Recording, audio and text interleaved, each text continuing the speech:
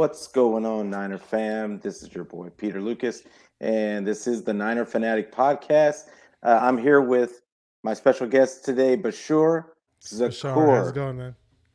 Did I get it right? Bashar Zakur, close, very, very Yeah. Oh, close. Bashar. There My you go. bad. Like, All good, man. but he's You're 49er not the first minded, one. and I'm gonna let him introduce you and tell you where you can find all of his content. Go ahead, Bashar. Hey, appreciate you having me on, Peter. Great to talk to fellow Niner fans on YouTube. That's exactly what I do on my channel. I never do a show by myself, but the channel is called 49er Minded if you haven't been on there before. Been doing it for we're working on 9 months right now, so it's been a lot of fun. Obviously the channel name is 49er Minded. If you want to connect with me on social media, you got questions for me, want to be a prospective guest, or if you have any questions about the show or whatever it may be, add me on my Twitter. It's right there on the screen at 49er Minded. That's my Twitter. You can also connect to my Facebook group, which is called 49er Minded on YouTube on Facebook. And there's also an Instagram page. But the easiest way to catch up with me is on Twitter.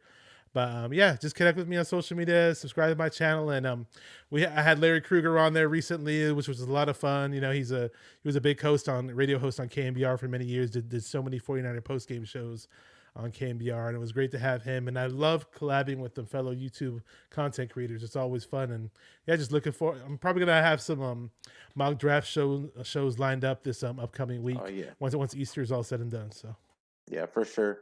All of us, I believe, are doing them right now, and it really I. You mentioned that you like going on with the other YouTube content creators. I always say on my shows that we have a great community in the 49er fan base of content creators, and they're so helpful. And I've been doing this for about going on 4 months now, I believe, 3 to 4 months, and I can't even tell you like the great the camaraderie that's been built on Twitter and on these Facebook interviews that I've been doing. Like I appreciate all the feedback from everybody. So yeah, it's great having you on today, and I was really excited to do a show with you. Obviously it's draft season, as you were saying. Everybody's talking about the draft. We only got 2 weeks till the draft, and so I mean, all the news is basically draft related and about, of course, Mr. Debo Samuel and what the 49ers are going to do with him. It's just, are you worried that he's not going to get a deal done? And if they do trade him, what do you think? What do you think that they could possibly get for him? hmm. Yeah, so I'm a little worried that they don't get it done. Something tells me that they will get it done. But what the only thing that worries me, or the big worry for me, and I'm a huge Debo supporter, but is his behavior. I'd say his recent behavior. It's like, whoa, okay. Like, it's kind of funny because I'm gonna go back to what Grant Cohn was doing. Grant Cohn was tweeting out some stuff about Debo Samuel, supposedly, leaving cryptic messages on Twitter or whatever, and then Grant Cohn would call him out for it, and then Debo would call Grant Cohn and basically say he's stupid and this is Yeah, nothing. It and doesn't they mean this. It blocked him. doesn't mean that. I forgot what the exact quotes were because I didn't really take much stock into it. But once Debo starts taking down his profile picture and takes down 80 pictures that are 49er related, it's like, hold up, dude.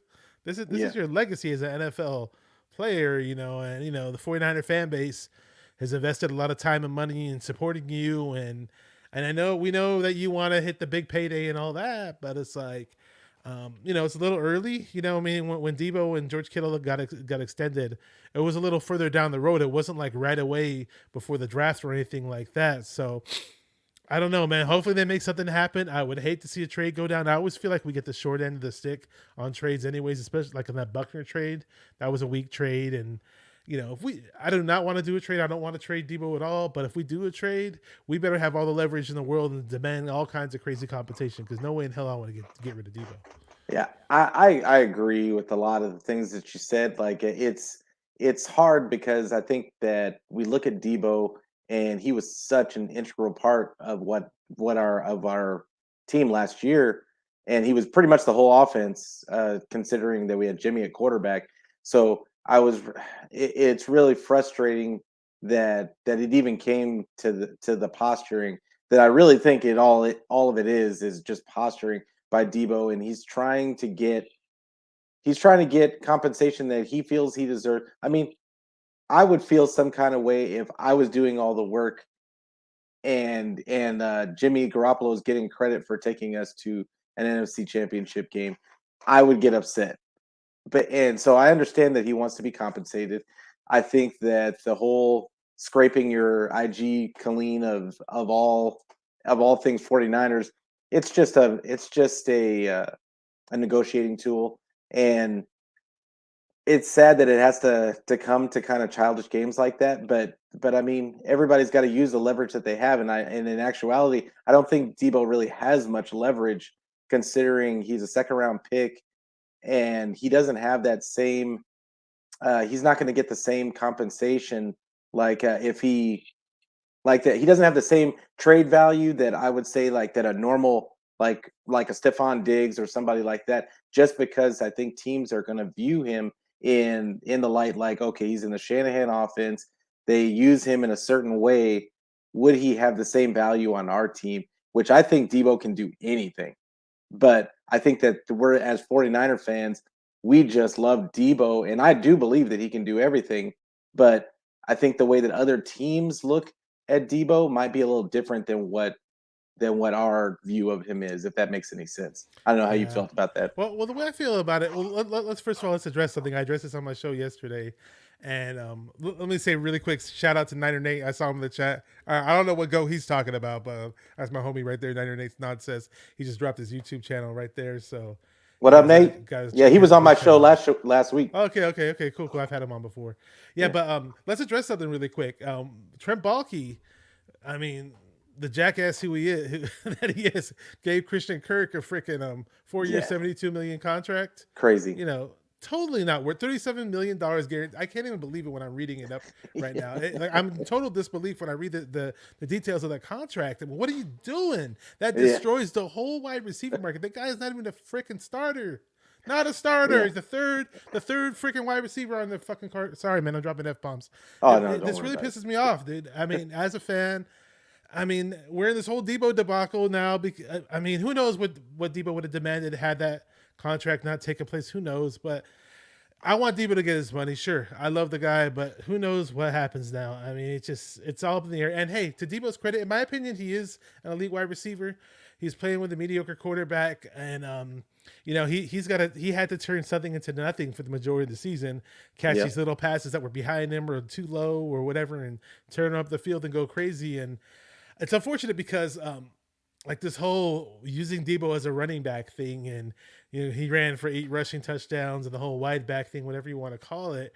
I, I think we could have used him as more of a normal wide receiver had we had a better QB, you know, a yeah. QB that could stretch the field. Yeah, That's that really they what knew it how to comes down you to. know, but it is what it is. So we're stuck with Jimmy, and he has to make the best out of the whole situation. But then we had to overwork him, and now that we overworked him, you know, who knows? It's just he's looks like he's demanding more, but I just hope they make it happen. Yeah, It's all another the one of those things that irritates us, other than the fact that we haven't got rid of Jimmy yet. all the rumors have been saying that that he's asking for 25 million, which honestly, do it today. If he's asking for 25 million, I think in a couple of years that's going to be under market value, and I just think that the cap is going to explode next season. I'm all about it. If he's saying 25 million, do it today. I mean, Parag, you know, he's going to structure it like to make it okay for this year, pretty low this year. Everybody's contracts this year are going to get structured to where it's going to be pretty low this year. Next year, it's going to explode because it can, and we still have Trey's rookie contract. So, and I'm a true believer that Jimmy is going to get. He's not going to be here come I think by training camp, but I know everybody else has their own opinion on it. But I just think Debo is he's definitely worth the money. I think that the way that they use him, and let's make no mistake, I don't think that they're going to use him in the same way next season because Trey is going to be looking to stretch the field. I think you saw it in the Texans game, and even though that's a small sample size, it's still it still showed you glimpses of what Trey is capable of, and I think that they're going to be. It's really going to open up Shanny's toolbox and see what is actually possible with Debo, and who knows who they get in the draft this year. But but yeah, like I'm really excited for the possibilities. I am confident that this contract is going to get done before training camp. I am Yeah. almost I'm almost positive.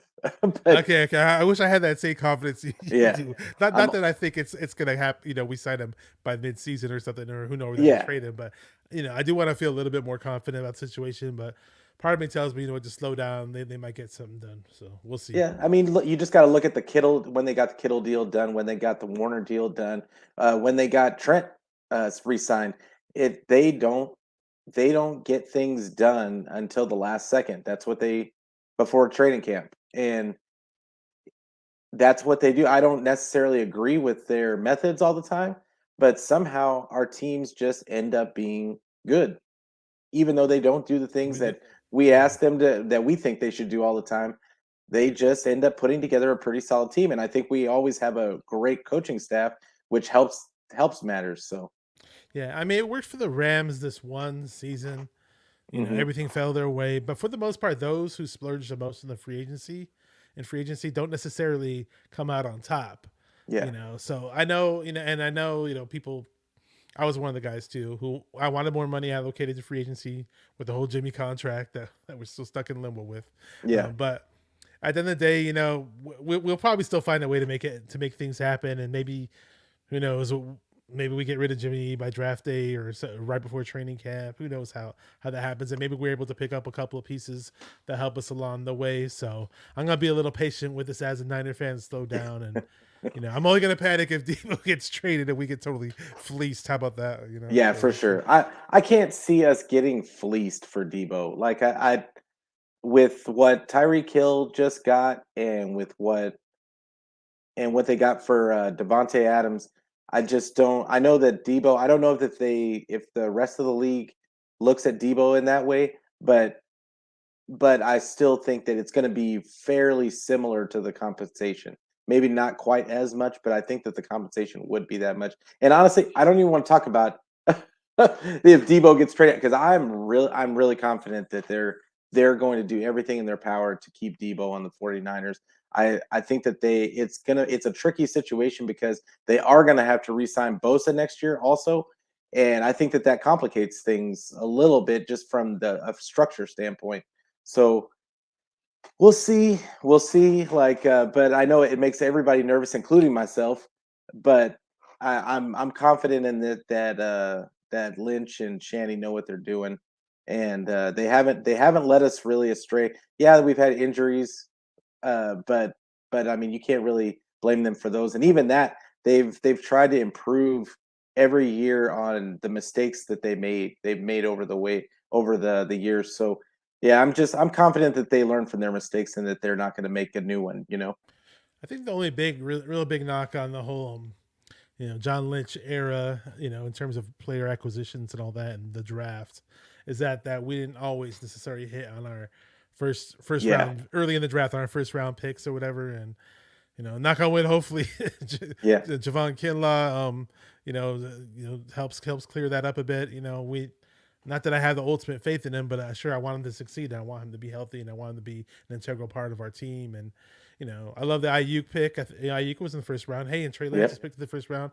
He has all the time in the world to show that he's going to be a stud. So, this organization is moving in the right direction. It just kind of, the fact that the Rams won the Super Bowl on our watch was kind of a gut punch, but yeah. it happens. I still Especially think when we we have a dominated. yeah, yeah. We beat the Rams so many damn times, and all of a Yeah, sudden, when it really counts, we don't beat them, and it is what it is. So yeah, who knows what we do in the draft, and for the rest of free agency, I don't know. We'll see. yeah. We'll see. And so with the draft coming up in 2 weeks, would you be surprised if Jimmy got traded during the draft? And who do you think are the suitors? Like the suitors could possibly be, and maybe I think that this is a possibility too. I know that people have kind of cooled on this guy's trade talk, but do you think Greenlaw might be one of the guys that gets traded on draft day? Currently, at this point in time, I don't see any benefit for trading Greenlaw. I mean, what kind of pick do you think we could muster up for the guy? What, a third rounder, maybe? I Yeah, mean, I just I think the best that they can hope for is a fourth. Like, yeah. yeah, I just don't see any benefit in trading him. I don't. I really don't. So I'd What I rather was keep him. thinking is maybe on a move up, like if they wanted to move up from 61, maybe you package Greenlaw the 61st pick and maybe like a pick swap, like another pick swap, like to get up to get a guy. And we'll talk about some of the guys that I'm looking at later about in the draft, but um, I think it's a possibility. But what do you think of a Jimmy trade during the draft? A Jimmy trade during the draft. I'd say probably. I'd say it's about got a 30% chance of happening. Yeah, Yeah, because he's not going to be fully healed yet, and 49ers just may wait. I think they may just wait. If they don't get what they want, they'll just probably wait it out and see what happens. I don't necessarily see them cutting him either. I mean, I wouldn't mind seeing them cutting him if it's going to make Debo happy to give Debo the rest of that money. I know Smitty, the fantasy football expert who runs that show with him, he also does a lot of streams with the RSF 49ers, good buddy of mine. mm, He threw it out there, the 49ers, to solve the Debo problem, instantly just cut Jimmy and then allocate the rest of the money for Debo. But yeah, I still don't see the Niners doing that. I just see them being conservative with it and holding off till Jimmy's healthy, and then they think they can get better compensation for him. Yeah, I wanted yeah. Jimmy gone way, way before this, but it's just a situation that we're dealt with. It's a never ending cycle with Jimmy G. It Yeah, just is what it is. yeah, it's crazy because I mean the only way that I see a Jimmy trade, and I heard somebody else talk about a Jimmy trade during the draft, and the only way that I see that happening is if it's in a trade up situation, and I look at Carolina. It depends on what they do with it. If they don't pick a quarterback at their top pick, I believe they have the do they have the four, is it the fourth pick? I can't remember which pick they have, but if they don't pick somebody in the first round, if they don't pick a quarterback in the first round, I or even if they do, honestly, I kind of fully expect them to be in play for Jimmy, just because they're going to need somebody to mentor, and I think that's what mentor their pick. And if they don't get a quarterback, I fully expect them to need a quarterback because I don't think they can go into the season with Sam Darnold as their starter at this point. They would have to completely redo their offensive line, and I think that Jimmy has kind of proven that he can do just enough. And depending on what you're expecting of him, I kind of expect Jimmy to do better on another team. I think he I think he gets kind of hung up in his own brain of what he thinks Shanny wants, but I don't know I don't know what the compensation for Jimmy would be, even if he's healthy. Like I think that they're not going to get multiple picks for him. I think that they would be lucky. I think that they should. Their best case scenario is to try and trade him in this and then to trade in a trade up situation, maybe to go get another player. And but yeah, I see Carolina as as one of those guys, as one of those dark horse teams that could come and get him. And then also I look at I don't want to say Houston, but I kind of look at Houston, but that would be a backup scenario. I don't know if you're thinking of any teams. There's not really much options left on the table. Yeah, I mean, think about it. We're trying to ship off Jimmy G, and whenever certain domino would fall, we'd be like, okay, we're next in line. But Jimmy's pushed way to the back of the end of the line each time a move was made. I mean, what a slap in the face to Jimmy G in his trade stock. I mean, I forgot what Trubisky went. Trubisky gets picked up before Jimmy G does. Freaking who's that guy? uh, what's his name? are you talking about Not Wentz? not Mayoko. With Mariota, Marcus Mariota. Oh yeah, Marcus Mariota hasn't been an NFL starter since 2019, and yeah. he I gets a didn't freaking understand job that in at all. Atlanta. And then Matt Ryan gets moved over. It's like all these pieces fall way before Jimmy does, and it's like it took a huge slap in the face to what Jimmy G has done as a pro. To all the people who think that Jimmy G's a bona fide NFL starting quarterback, it's like what spots does he have left now? It's almost like these teams are playing hardball and saying, "Hey, 49ers, you know what? We know that you guys want to trade him, but guess what? We'll just wait for you guys to cut him. You guys go ahead and cut him, and then we'll get him. We're not going to give you guys anything for him." I almost feel that these teams are like, whispering each other's ear to do that. I mean, if they were to go to the Panthers, say, I mean, the Panthers would still be stuck with Darnold. I mean, I don't know if they'd be willing to pay Darnold at the same time that they're going to be paying Jimmy G. I don't know if they could even make sense with that in terms of what the salary cap situations look like. I mean, I haven't looked that deep into it, but I almost feel like this bear, I don't know. I don't know where Jimmy's at. I'll be surprised if somebody picks him up now. It's just so weird. And it's still the Baker Mayfield thing. Baker Mayfield's still available too. So those two guys are still hanging out. And Yeah. I almost feel like one of them is gonna be out left to dry now. To Jimmy's credit, he's known as a better locker room guy. He's just known as a better teammate, and Baker Mayfield doesn't have that aspect about him, so to speak. Yeah. Baker Mayfield might have better physical traits, but maybe a team might look into somebody who's just a better leader in Jimmy G, over Baker Mayfield. So Yeah, it's Baker Mayfield. I think I don't think even he understood how low his stock was, and it's because I think that Jimmy's one trait that he has that that has it is he has leadership. I mean, the guy is a leader. You have to give him credit for that, and I think that his ability to work with Trey Lance all season long, knowing that he was basically setting up his successor, it goes a long way with teams that are maybe trying bringing in a new quarterback and they will need somebody to mentor that guy. I think that that's going to go. I think that's the best that he can hope for at this point.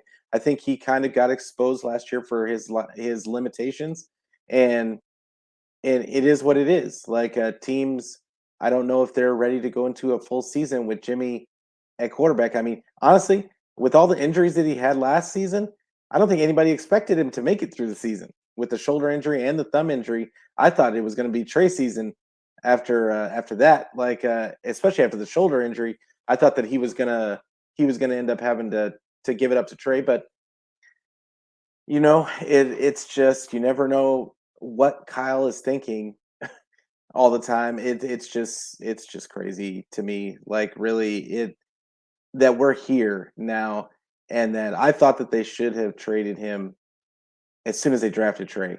Like that was in I my wish. mind. Who knows what offers they got back then too? Yeah, Maybe they did get a couple of decent offers, but they thought, no, no, no, screw that. We'll have him play the season out, and we'll get more. I don't know. yeah.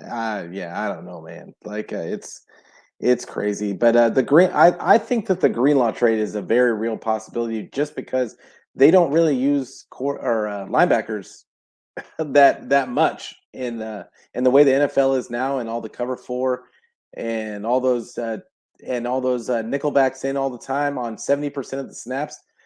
They've already got Aziz, who I think is an upgrade over Greenlaw, and of course you got Fred Warner. So I think that they maybe draft a linebacker, and then they bring it, and then they get what they can for Greenlaw. They do well with the late round picks, and so those are valuable to us. And this is kind of a deep draft for a lot of different secondary guys and even wide receiver.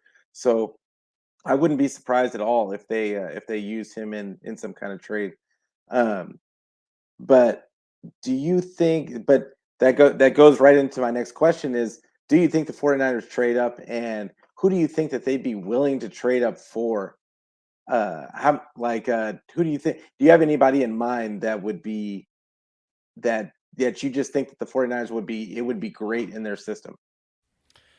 I don't necessarily think the 49ers will trade up in this draft, but the only person I'm not sure how high they are on Nick Benito. Now, Nick Benito Mm, is an edge rusher, but he's from Nebraska, kind of like a speed rusher type of guy. I'm not sure how high they are on him, or if they might be higher on another pass rusher. But something tells me if they were to move up in round two and make that move, it'll probably be for some type of pass rusher, somebody who they think that would really be able to step in and help Bosa. I don't see them doing it for a cornerback or a safety or anything like that. I'm a fanboy for Christian Watson. He might have been wanting Christian Watson way back in September and October because I was going back and watching the Trey Lance film, and I was like, oh, who's this guy that Watson was throwing to? No, that Lance was throwing to, and I was watching some recent North Dakota State highlights. I was like, oh wow, he's still playing there. He's looking really good. So I wanted him way back then, but unfortunately, Christian Watson's draft stock moved up considerably. We're not going to get him, and we're not going to. I don't see us at all moving up and trading up for him unless the front office is just totally enamored with Trey Lance to the point where they really feel like they have to go out of their way to bring his friend and his main target from college. But I don't see them doing that at all. But again, I'm thinking some type of edge rusher is who they'd move up for. Now, which one I'm not sure, but Benito might be an option. Who knows? Yeah, and I love the Christian Watson. Like me and Nate talked last week about, and if you talk to Nate for any amount of time, he is going to tell you about Christian Watson like 50 times. Like he is, I've talked with uh, Nate a lot about that. yeah, Yeah. he is, and I love Christian Watson. I think that he is definitely a player that you look at the way at what the Bengals did last season. Everybody thought they should have gone offensive line, and they decided to double down on receiver, which gave them three like maybe not elite, like Jamar Chase is elite, but the other two guys are really good. And but they gave them three really good receivers, and it really made teams kind of pick and choose their coverages. And I think that that would put stress on on any defense when you got Trey who can throw the ball 70 years on a or 70 yards on a rope, and you've got Debo and Ayuk who I believe is going to flourish this season, and then you have and then Christian Watson is 6'4". Jennings. Yeah, 6'4" with like two, what is he, 205 or something like that, and but he runs a 4.3. Yep. I mean, I think that that's the element that's missing in the 49ers offense is that they are yeah, they're just they're missing that deep threat, and he Mhm. would be huge. So And I know people were like, "Oh, well, the 49ers would never make that pick because it's a luxury pick," and I get that, but I mean, what if Ayuk were to go down? What if Debo were to go down? Sure, I like Jawan Jennings as a backup, but I just think it would be so much nicer to have that luxury, sit waiting in the wings, and then you can just work him within the offense in general. It doesn't necessarily have to be a starter, but there's other wide receivers that they'll probably, they'll probably draft the wide receiver. Obviously, not Christian Watson, but there are other options that they can pick up in the draft that might be able to fill that role. And we did also pick up Ray McLeod. Those other two wide yes, receivers, their names escape me because they're just not. Marcus, I keep forgetting what they are. Mark. I want to say one of them is Marcus Johnson, and then the other one is I can't remember his I name have either to right pull now. their names up. But One of them played for the Seahawks at one point. I think they played yeah, in that one game where we kept missing the field goals and Greenlaw got that big interception, but we still lost. yeah, for Yeah, so sure. I saw a clip of that guy when he was on the Seahawks. I'm forgetting his name, but yeah. So I don't know if those guys can really fill the void of what we have in terms of depth at wide receiver. I just want more talent at that position. So who knows what we do. Well, the big thing was that they got that both of those guys are burners. They're both tall, and they're Mm-hmm. both 6'1", 6'2", and they both have size, and then they both can run. Like they're in the at least Yeah, in 4.4s. kind of So like Sherfield. Like Sherfield was pretty built, pretty good size, and he could run too. But once the regular season came around, we didn't really see much of him. He had like one touchdown, I think, yeah, and we had Jimmy at quarterback. yeah, So I mean, how many exactly. receivers are you going to use? Like it's Yeah, just it is what it is. And then the other part was that he wasn't a good blocker. And in yeah, Kyle's you had to be scheme, a good blocker in Kyle's scheme. Yeah, yeah, Kyle, like he missed a few blocks, and then we didn't see him after that. That's really when Jennings really started to flourish, and they figured out what they had in that kid. And I feel like Jawan Jennings is gonna have. He's another guy. I think they have three bona fide starters at wide receiver. Plus, you add the Ray McLeod. Ray McLeod uh, pickup, and then they got the other two guys for depth purposes. I mean, I think that they're going to draft a guy, but I mean, they're not going to draft more than one. I don't think they might pick up another undrafted free agent. They had the guy from last year, the undrafted free agent, also that Watkins, Austin Watkins. That I wouldn't be I surprised if remember he him. made it onto the practice squad or something. So I yeah, thought but Austin Watkins was gonna make the team, but I I did was kind of too. pushing for him, but he didn't. He Well, he didn't make got the team. hurt. He got hurt, and and then he had a bunch of nagging little injuries, and so he just they weren't. He was undrafted, so that's the way that goes. But they have 9 picks. They have 9 picks, and how many guys do you think they actually end up picking? Because You know they've what's been known to move up and down the I draft. know what you're saying. Yeah, because when I had Ronnie Niner on my channel last night, he kind of hinted that he doesn't see the Niners as being a team that's going to stick around and draft this many players because he's like we have a really good team as it is, and how many Hmm. starting positions do you currently feel that are open? And he raised a good question. I was like, you know what? Not that this is a draft where I think that, oh wow, we have to move up in this round and get this guy. Yeah. But at the end of the day, if they feel like there's somebody that's going to be available that they really really like, maybe 15 spots up the board or 20 spots up the board, it would not shock me at all if they start throwing in trades and maybe we let's just say we draft 7 players instead of 9. If we draft 7 players instead of 9, and we get the guys they want, who they really feel like can fill out our roster and make the squad, then you know what? Hey, I'm not going to be mad. And for the record, one of the receivers that we picked up, the guy who was on the Cowboys, Yeah. who did play for the Seahawks at one point, that's Malik Turner. And I Malik think the other Turner. guy was, I'll pull his name up in a I know second. his Oh, first here name we is go. Marcus. I Yeah, can't yeah. remember The his other guy last is name. Marcus Johnson. You're right. It was When you Marcus said Johnson. when you Okay. said Marcus Johnson, I almost was going to correct you. I was like, wait, I think there Yeah. was there was a basketball player from way back in the '80s. I don't know if you know I who that is. yeah, no, Yeah, he I played on the Milwaukee Bucks, and he was a pretty famous player. His name is Marcus but Johnson. we're not Yeah. nobody's gonna remember that mess up Yeah, later. yeah. So. Oh, yeah. Trust me. I would have made the same message. That's why I was hesitant to say the names. Here I am Googling while I'm talking to you, you know?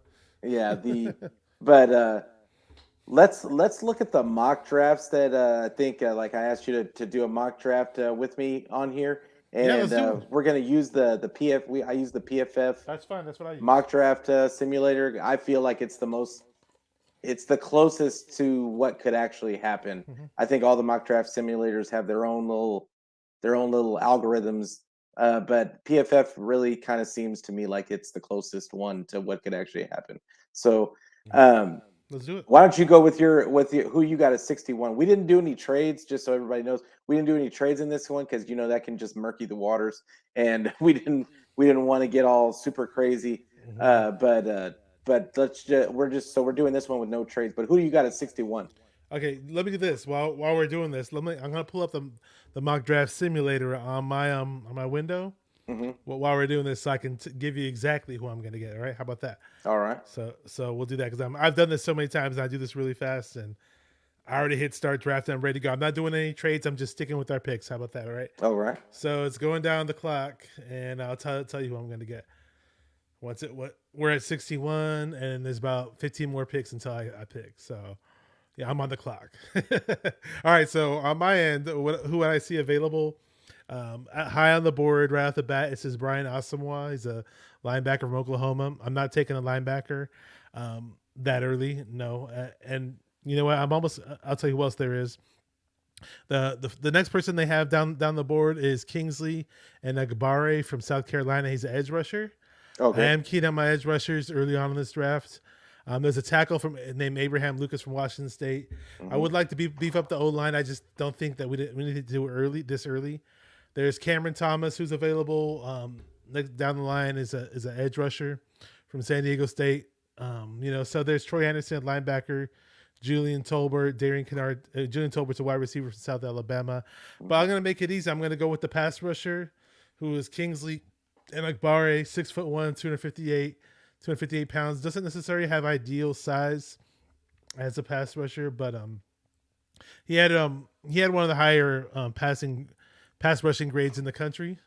So according to PFF, so hey, let's get this guy. Let's give Bosa some help. So My buddy Adam Gonzalez, like a good friend of mine, said Marcus Johnson played for the Clippers. His boy played for UCLA when they he won did there. play for the Clippers at one point, and Yeah. he played for the Bucks before that. Yep, he was actually. If you remember the movie, this is really off topic, but if you remember the movie White Men Can't Jump, there Yeah. was Yeah. a Yeah. point where he runs on the court and he said something. I don't know if he was say that he was going to grab his gun or something like that, or Oh, he was that they're guy. that's him. He's in the movie. Yeah, he's in the movie. Oh, that's Yep. crazy. Yeah, he was a really But good NBA player. He was a really good player, and he became like a part-time actor at one point or something like that. oh, Yeah, that's a totally cool off little topic, but hey, tidbit. Yeah, so I totally got out top. Sorry, I had to put it on there, but I the don't know if you want me to share my screen and show you what I'm doing with this draft because I already selected Kingsley and Agabari with the 61st that's pick. fine So if you want to throw it up there. I'm yeah, like I can share the my tab and it'll kick us off to the side the way you select it basically. oh, okay. So let me just do this. Boom. I don't know if you'll be able to see it good, but so I put in the request to share the screen and then you can on the there you go. There you go. Yep, and if people Okay. zoom in on the whole screen, they'll be able to see what we're doing. Okay, so I'm now it has me at the at our 93rd overall pick. So the guy's available. I should zoom in on my screen a little bit, make it a little bit bigger. You probably see that better. So it says Carson Strong, quarterback, and Nevada. Nope, not getting the QB. Yeah, I might be keen on getting this guy right here, Kellen Deesh, but he's a tackle. Donovan West, I've heard a lot of good things about. He was a center from Arizona State. I might be leaning that route. Um, I'm gonna go Donovan West. We need interior O line help bad. We need help for Alex. Alex Mack isn't going to be around forever. We're lucky that we even have him coming back this season. for So, sure. that's why I went with Donovan West, the center out of Arizona State. And now we're at pick 105. Who do I get? Okay, so I was mentioning Christian Watson earlier. Hmm. I know we're not going to get Watson, but there was a guy, a sleeper wide receiver who I have been researching. If you see his name right there, Romeo Doubs, wide receiver from Nevada. And I'm going to pull up his profile really quick. 6'2", 201 pounds. So it says career highlights, had 100 yards plus in each of his first 5 games in 2020. He had 19 catches for 203 yards versus Fresno State, 1 touchdown. I did hear some Debo comparisons to him. It says he's a Yeah, two-sport athlete in football and track and field. And I'm not saying he's Debo, but I was reading about him. It doesn't say it on here, but I saw it on a different site. And I was definitely keen on this guy. So let me exit out of this. And there was Zach Tom, who's a tackle from the Wake Forest, who I was kind of yeah. thinking about getting, but He's I decided actually not to go. projected as a center, like because they're saying that he's a tackle. He played tackle in college, but You might want to but they're move to projecting him as a interior. center. Like yeah, it's Oh, okay, kind of okay. weird. Well, I already picked a center in the previous round, so Yeah, I think I can go back to O line another round since we have a lot of picks. But again, I want another playmaker, so I'm going to make it Romeo Doubs from the University of Nevada, Reno, where Kaepernick plays college ball, and that's who I got right there. So we're going to go to the 134th pick now. So let's see. Okay, I think this is Ella. High on the board is another quarterback. No, we're not getting a quarterback. There's cornerback Cordell Flott. I do want to beef up our secondary. hmm. Let's see who else is here. A tight end this early? No, I wouldn't want to go tight end this early. Lycidas Smith. I'm not sure if you're aware of this guy. Guard from Virginia Yeah, Tech. Okay, yes, I am. okay.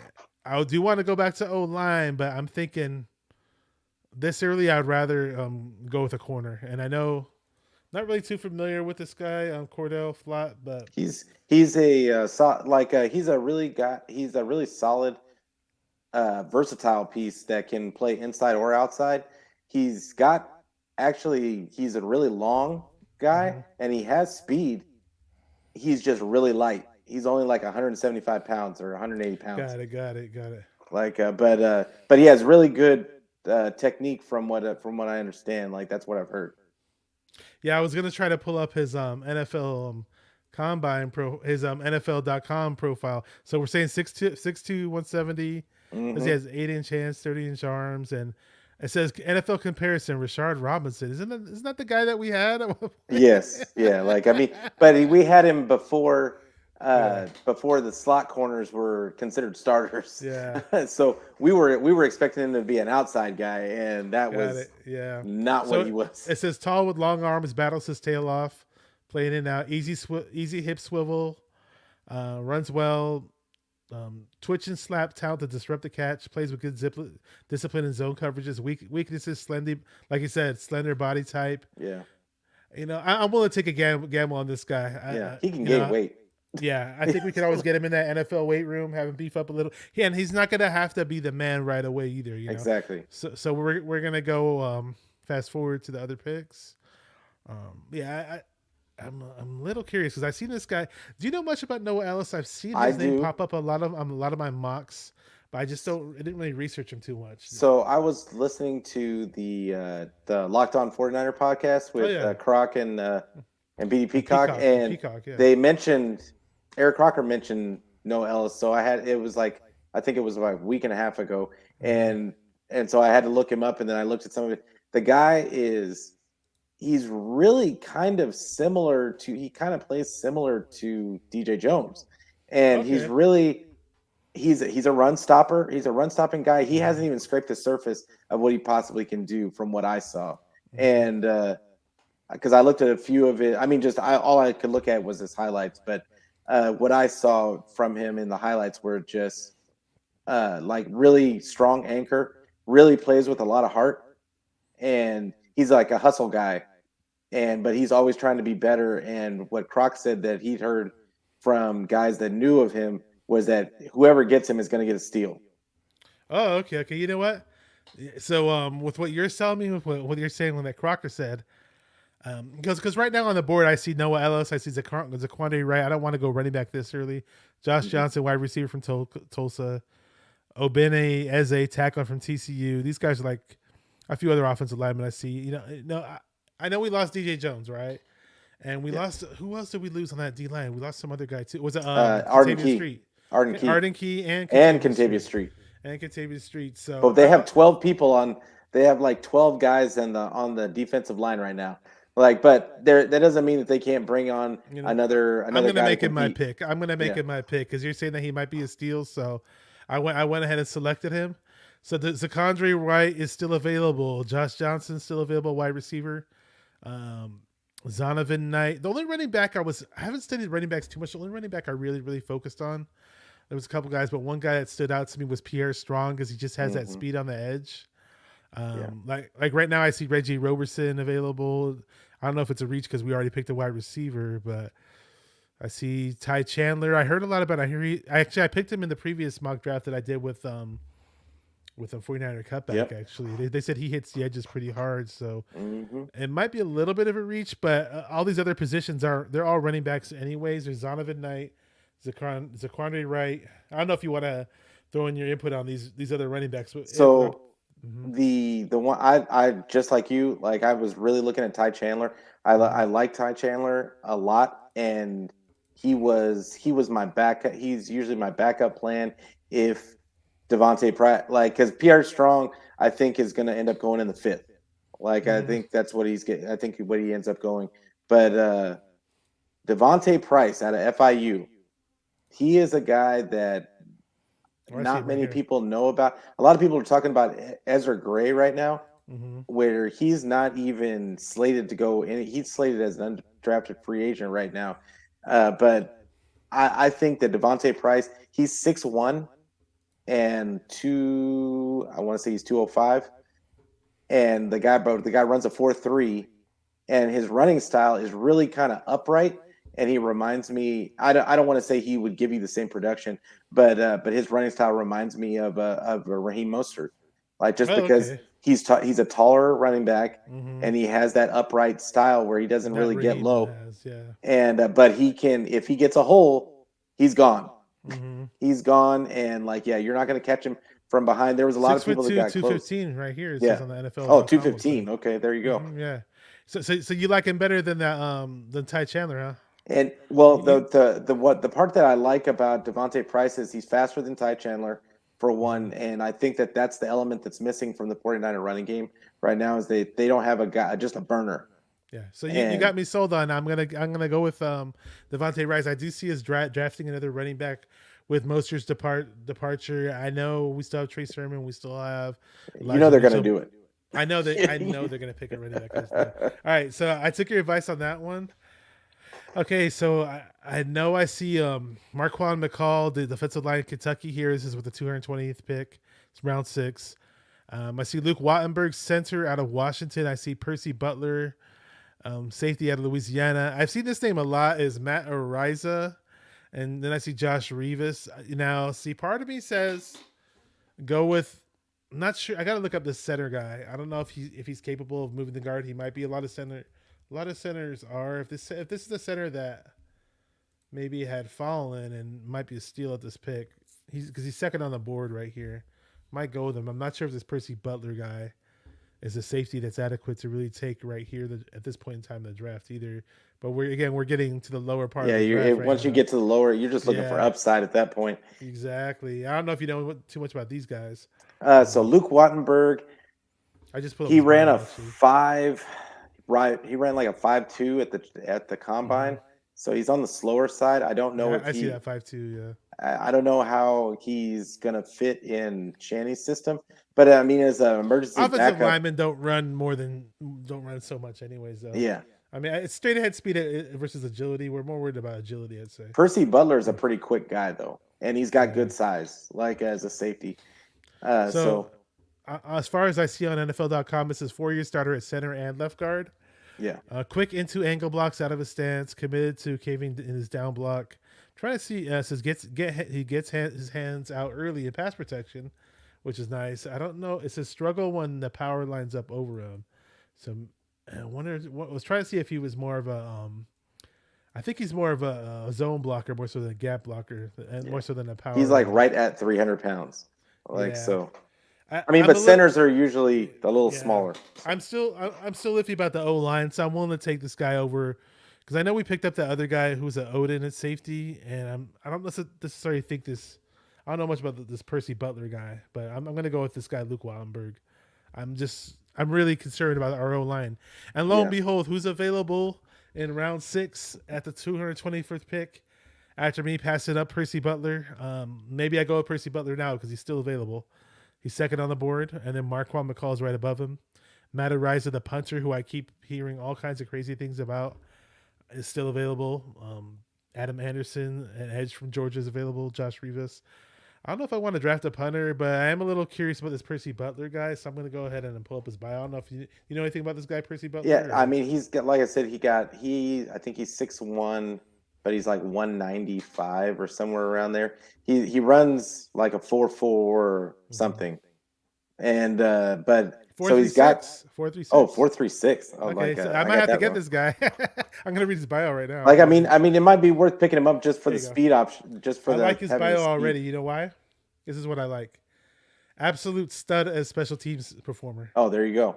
Okay, I so mean, then as it a says, seventh rounder, like that's really what you yeah, want anyway. yeah, exactly. Creates highlight reel hits as a gutter. Impressive bursts. Becomes impressive play speed. Um, so I see way more pluses than weaknesses on him actually in terms of what the list for pluses is pretty long actually. He lacks desired size and play strength playing down, angles to the football need an upgrade, inconsistent tackle balance. I'm gonna go with a gamble on this guy. You can't teach that size and speed. We're talking Yeah. 6 feet, 191 with 436, and incredible special teams player. I'm gonna take a flyer on this guy. I'm definitely going to take him, Percy Butler. Even though I don't, this is my first time really hearing about him. I did see other safeties in previous mock drafts, but in the 6th round to get that kind of speed and that size and that type of production on special teams alone is definitely worth taking. With the 221st pick overall, and I'm taking him. So 262 is our last pick, and who is available? Um, oh, lo and behold, who do I got there? I wasn't really planning on drafting a punter, but this guy is high on a lot of people's boards, and Matt Yeah. Araiza, is that how you say it? Areza, yeah, like Yeah. so he's the guy that I don't know if you heard about him or not, but he punts and he can kick Oh, he does field both. Okay, goals. okay. Yeah, he does both. So, but he's gonna be. They're planning on him actually in the real draft. A lot of people are saying he may go in the 6th round just because. Think about if you bring him in under a solid kicker right now, and he Mm-hmm. eventually can do both. That could free up a roster spot. Oh, I would And love to have somebody do double duty. Why not? like, you know what I'm saying? Like that would Mm-hmm. that'd be crazy. So I'm gonna read up on him really quick for you, just for people that don't know about him. This is a little bit from his bio. The strength, incredible net average of nearly 50 yards on open field NCAA punts. Punting style creates strong forward bounce. Hit 62 of 73 kickoffs for touchbacks over the course of the 2021 season. That's really good. Don't see mm, much about his field goal kicks. they said he can kick field Oh, he goals, can kick like, field goals. Got it. but they said he would probably have to work on that at the. Get this. He had 18 punts of 60 plus yards, including 2 at 80 or more yards. That's crazy. So I picked him up, and let me just this is my whole draft right here. I don't know if here we go. So we got Kingsley in round 2. Kingsley and Agbare. I got a B plus for that. Round 3, we got Donovan West. So Kingsley and Agbare, sorry, is an edge out of South Carolina. Donovan West is a center. Got to take over for Khalil Mack eventually. Got an A minus on that pick. Romeo Doubs from wide receiver from the University of Nevada with a 105 pick. Got a B for that. Cordell Flott, the cornerback from LSU in round 4. Got an A minus on that pick. Thanks to you, helped me, you know, feel more confident about taking Noah Ellis at Oh yeah, it defensive ended up being line. an A. Yeah, from Idaho for A minus on that pick. Halfback Devontae Devontae Price Price. again. Thanks to you with the info on that because I was going to go a different route on that one. A minus on that pick for Devontae Price because you're saying he's a home run hitter at running back, and Luke Wattenberg center at the 222nd pick, in the sixth round. A plus on that pick. Okay, I got good value for that pick. And hey, I got an A on this pick too, the Percy Butler pick, round 6, safety out of Louisiana, runs a 4.36, and last but not least, 7th pick overall, punter Matt Ariaza from San Diego State. Got an A minus total on the draft. So hey, Yeah, you got a way uh, better grade than I did. oh, I did. Okay, It okay. was. I think mine was ended up being a. What was it? Doesn't show me. I Oh, it stopped was a sharing my B. screen. It was a B plus, but Okay, close. um, I love doing these mock drafts. Like I never get bored of them, guys. So but yeah, but they gave me my first 2 picks. The like just real quick, the couple of guys that I got different. So hmm I mean, on 61, I picked Jalen Tolbert I've heard of him, out of wide South receiver. Alabama, Yeah. and he was another guy that's kind of, everybody's looking for that Debo guy, but he's another guy that with running after the catch ability, and hmm he's a really fast guy. Well, I mean, when I say he's really fast, he ended up being like a 4.48, hmm which isn't terribly fast, but he has good catch Game point speed. ability. hmm He has really good wingspan, that kind of stuff. So I thought that that's something that the 49ers are missing because he does have a little bit of size on him. He's at being at 6'1". But the guy I picked at 93 was Brian Cook, safety out of Cincinnati, and he actually was graded in the NFL's grade list. He was actually graded second overall, second safety overall. But he's kind of expected not to go until the third round. So I had to scoop him up there. They still only gave me a C for that pick. PFF did, but I don't really. I PFF like isn't always right. They don't know. exactly. They don't know what the 49ers look for in terms of scheme or who's a good fit for them. Sometimes And there's. then we went on a run of like the same exact picks. Like I took Donovan West at 105. I got him. He fell to me at 105, so I took Donovan West. Then I had Cordell Flott. Like I picked him up. Then I picked up Noah Ellis, and There then you go. Devontae Price. Oh wow! So we had a lot of same picks. Like Oh four. yeah, Was that 4 picks that are the same or 5? yeah, Okay. Wow. and then I got because the 49ers were picking 220 and 221. I mean, I picked up Percy Butler at 220 just to have an extra DB in the hmm backfield And with special his teaming. speed. Yeah, Yeah. with his speed, like you never know what they could use him for. Yeah. And And we were so bad on special teams. Why not? Why oh not take man, him? Yeah. and then I did pick up Matt Arrays. I picked him up at 221. Wow. We picked up a Be, lot of the same. It was almost the same draft. yeah, they gave I me a closed out C my screen. I plus. should have saved it. They gave me a C plus for his pickup because I think I picked him at 221 instead of at the Oh, end like you did. But got it. I Yeah, I was took lucky he fell to me. Usually he's gone, and those by the 6th round. Usually he's gone on that mock draft. I've seen his name pop up a lot. yeah, and then I took Lucas Kroll out of Pittsburgh at the tight end at 262. I was surprised he kind of fell that far. I mean, he's kind of another blocking tight end but he's only 245 pounds. So I thought that maybe they work with him because they thought Kittle was only going to be a blocking tight end too. Yeah. So I mean, I just thought maybe they might be able to work with it. I mean, seventh round, like you're just picking for upside anyway. So Oh I yeah. thought that they might need another backup. I'm not really. I wasn't really happy that they brought Dwelly back. I think that I do he's not care. I don't care for Dwelly at all. I really don't. yeah. I just think he's one dimensional, and I think that Shanny kind of likes his guys that can do multiple things, hmm and I just don't see that out of Dwelly. But Grant Cohn loves him. Yeah, I was gonna say, all due respect to Grant Cohn, he hypes him Yeah, up a lot. I just not sure what he sees that I don't see, but but whatever. who know? Like I mean, the I guess the biggest thing is I think that Jimmy kind of held back a lot of guys' ability. Like we don't really know what they were capable of because Jimmy's only going to throw the ball maybe what 20 25 times a game. I really kind of expect Trey. I don't expect Trey to throw more than 30. I would be surprised if he throws that many more times a game. So it'll be interesting to see what the production is from the guys this season because I feel like they're loaded. It's especially a wide receiver and then you got Kittle, and then I think they really have something in Elijah Mitchell, plus whoever. If they get Devontae Price and they get a guy in there that can just bust one and take it to the house, I think that adds another dimension. But just having Trey able to stretch the field and take pressure off of the running game, I think is going to be really huge. I 100% agree with you, man. Definitely. Who knows what we really do in the draft? I don't know if it's going to be any similar to the guys that we picked, but hopefully it's diverse in terms of covering the positions of need.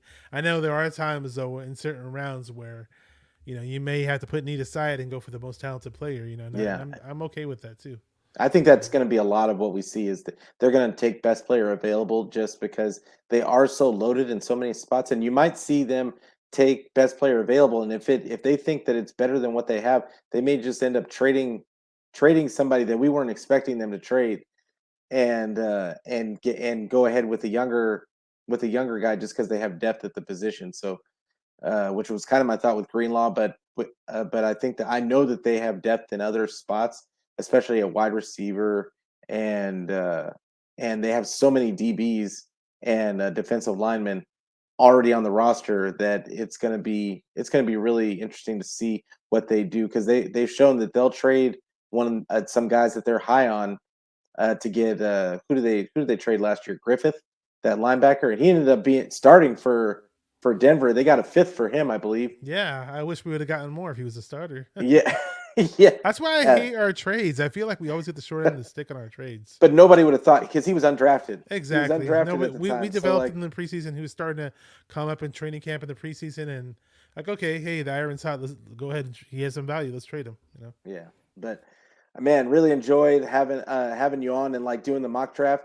Like anything else that that any other kind of 49er news that you know of that's worth bringing up? And not really. I mean, there's been we kind of almost beat all the 49er topics to a pulp, over the Yeah, past few weeks. I wish I had something new and insightful to bring up that nobody else has, but so we're just yeah. gonna have to wait it out. Let this whole Debo thing play out. Let this whole Jimmy thing play out, and the draft isn't too far away. So hey, Yeah, I think a lot of things will be happening before we know it. the beauty of following the 49ers is that there's always something. It just seems Oh like there's yeah, the always draft. something. You could write a whole damn series of movies on this 49er stuff. I was Yeah. telling people before, like, but growing up as a little kid or in elementary school, there was a movie called A Never Ending Story, Oh and yeah. then and that was how I likened the whole Jimmy G saga. It's like it's called The Never Ending Story. Yeah, for Yeah. sure. But yeah, man, I really appreciate you coming on, and I really had a great time talking the mock draft and talking up all the 49er offseason storylines. Hey man, like I hope to have you back at some point, and like I really like the draft. It's good to see that somebody is like minded on the draft, and that I mean we really had kind of a lot of the same picks, and so I know I'm not totally off base when I'm looking at these things. But why don't you tell them one more time where they can catch your stuff, so that everybody knows where to see you. And for the record, it's not like I go on these shows or podcasts and I'm like, okay, I want to think exactly like my guest does, or I Oh had no no, idea what no, your mock we drafting. didn't even talk I about it never even saw before we your went mock up. draft. Yeah, we didn't even I had talk no about idea it what it looked before. like, but Yeah, but I noticed with the PFF algorithm the way it works, especially it changes like maybe every 2 weeks or so. I yeah, notice sometimes certain players are kind of available in certain rounds because I've been working it a lot, but it would just happen to be coincidence. Hey man, sometimes great minds do think alike. So, yeah, for but as sure. far as what I'm doing on YouTube, of course, again, you can always find me on 49er Minded YouTube channel or add me on Twitter. Hey, at 49er Minded on Twitter. On Instagram, it's 49er Minded. The Facebook group is 49er Minded on YouTube, and also, there is a hip hop show that we do that I collaborate with Ryan from the No Border Sports YouTube channel, No BS Sports. And from time to, although you got your Wu Tang shirt on, I see that right there. All day, every day. I'll tell you this, man. I wasn't the biggest Wu Tang fan, but Old Dirty Bastard was my guy. Yeah, People talk about all those other rappers in the Wu Tang, but the guy I could identify with, the crazy funny guy, yeah. is me and ODB, man. I just R.I.P. man. He was awesome, and he was just sick, dude. I don't know what else to say, but there's a show called Chilling at the Spot that did one episode on my channel. This week is a little iffy. Maybe on Saturday we'll do another episode on my channel. We had some copyright issues that we ran into on our last episode, Oh, but really? we usually do it. We go back and forth between my channel and the No Border Sports channel, and we're just sitting and chilling and talking hip hop. A few times we've had other people jump on and talk hip hop with us, and it's just a lot of fun, man. So Yeah, like, hey, man, I know I'm gonna check it out because now that you're talking about, because I'm all about hip hop, like all mhm. day, every day. So it's, but yeah, I really appreciate you having on, and I appreciate everybody out there for watching, listening. If you were catching us on Twitter, Facebook, YouTube, whatever it is, I'll also be putting the audio on Anchor. It'll be on your all your favorite podcast places where you get your podcast, Apple Pod, Google Pod, Spotify, whatever, it'll be there. So please check us out, like, subscribe, uh, comment. Like I love all the feedback. Once again, Bashar, I appreciate you coming on, man. And always, like always, hey, go 49ers. Thank you, Peter. Really, really appreciate it. It's been tons of fun, man. Go Niners. Let's do this.